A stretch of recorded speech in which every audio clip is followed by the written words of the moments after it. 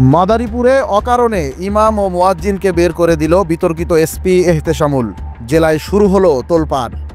মুখ ভর্তি দাড়ি কেবলই ধোঁকা। ব্রাহ্মণবাড়িয়াতেও মুসল্লিদের অজুখানা বন্ধ করে দিয়েছিলেন বনজ কুমারের ঘনিষ্ঠ এই এসপি। আলেম ওলামাদের সাথেও ছিল দূরত্ব। ব্রাহ্মণবাড়িয়ায় সাধারণ পুলিশ কর্মকর্তারাও তার দ্বারা ব্যাপক অন্যায় ও বৈষম্যের শিকার। পুলিশ সদস্যদের ওপর হামলায়ও দিয়ে এসেছেন উৎসাহ। ক্ষমতার অপব্যবহার করতে সিদ্ধহস্ত এহতেশামুল।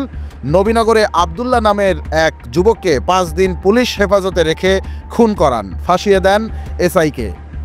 বিস্তারিত দেখুন ব্রাহ্মণবাড়িয়া থেকে রাফিউল ইসলাম ও মাদারীপুর থেকে সোহাগ মাতুব্বরের পাঠানো 5 পর্বের ধারাবাহিক অনুসন্ধানী প্রতিবেদনের 3য় পর্বে।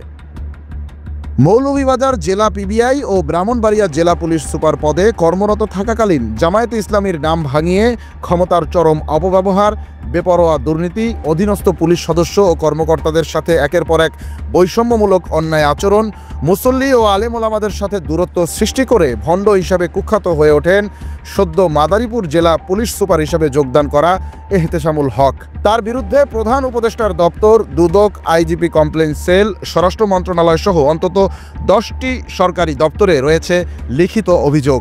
এবার যোগদানের প্রথম দিনেই মাদারীপুরেও বিতর্কে জড়িয়েছেন অপরাধী মানসিকতার এই ভণ্ড পুলিশ কর্মকর্তা। জানা গেছে, ক্ষমতার অপব্যবহার করে মাদারীপুর জেলা পুলিশ লাইন্স জামে মসজিদে দীর্ঘদিন ধরে দায়িত্ব পালন করা ইমাম মুফতি নজির আহমেদ এবং মুয়াজ্জিন আব্দুল খালেককে কোনো ধরনের অভিযোগ ছাড়াই বের করে দিয়েছেন তিনি।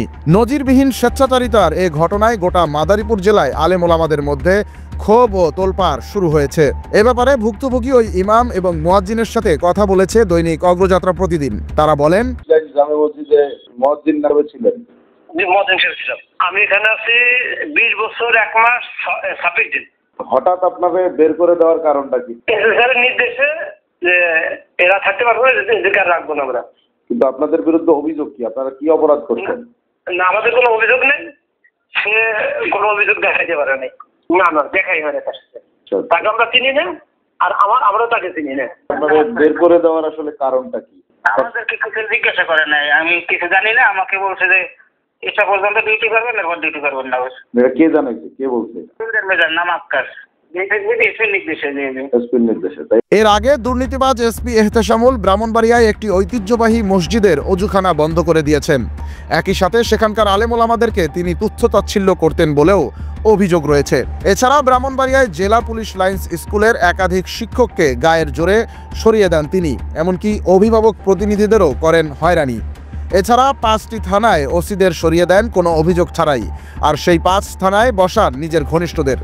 বিজয়নগরে দায়িত্বরত পুলিশ কর্মকর্তা ও সদস্যদের ওপর হামলার ঘটনায়ও কোনো ব্যবস্থা নিতে দেননি ঘুষ নিয়ে। শুধু তাই নয়, নবীনগরে আবদুল্লাহ নামে এক তরুণকে থানার আওতাধীন একটি ফাঁড়িতে 5 দিন আটকে রেখে খুনও করান এই এসপি এহতেশামুল।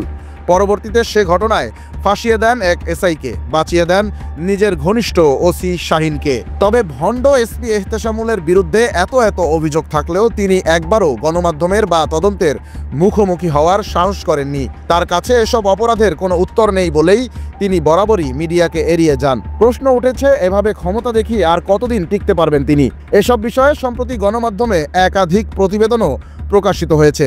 অনুসন্ধানী তথ্য বলছে, ইসলামী ভাবধারার পুলিশ কর্মকর্তা সেজে থাকা ভণ্ড এসপি এহতেশামুল হক আদৌতে পিবিআই এর সাবেক প্রধান ভারতীয় চর বনজ কুমার মজুমদারের চিহ্নিত এজেন্ট হিসেবে কাজ করছেন। ইসলামী ভাবধারার আড়ালে অনইসলামিক জুলুম করে তিনি ইসলামের প্রতি মানুষের বিরূপ ধারণা তৈরির অপচেষ্টা করছেন বলেই প্রতীয়মান হচ্ছে। দর্শক, ধারাবাহিক অনুসন্ধানী প্রতিবেদনের পরবর্তী পর্বে আমরা তুলে ধরব এসপি এহতেশামুলের মতো ভণ্ড পুলিশ কর্মকর্তা আসলে কার মদদে এখনো জবাবদিহিতার বাইরে আছে, সেসব বিষয়ে চাঞ্চল্যকর সব তথ্য। চোখ রাখুন দৈনিক অগ্রযাত্রা প্রতিদিনে। অগ্রযাত্রা প্রতিদিন, নির্ভীক প্রত্যয়ে উজ্জীবিত।